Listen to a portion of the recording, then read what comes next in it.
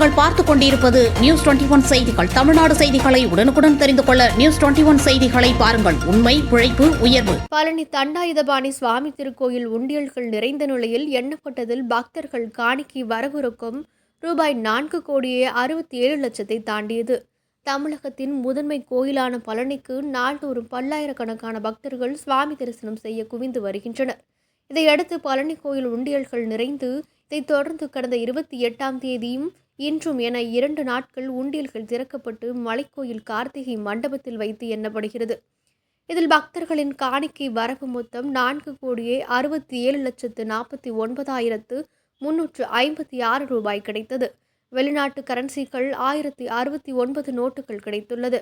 உண்டியலில் பக்தர்கள் காணிக்கையாக தங்கம் 1012 கிராமும், வெள்ளி 17,062 கிராமும் கிடைத்தது. மேலும் உண்டியல் எண்ணும் பணியில் திருக்கோயில் பணியாளர்கள், வங்கி ஊழியர்கள், கல்லூரி மாணவிகள் என சுமார் 100க்கும் மேற்பட்டோர் கலந்து கொண்டனர்.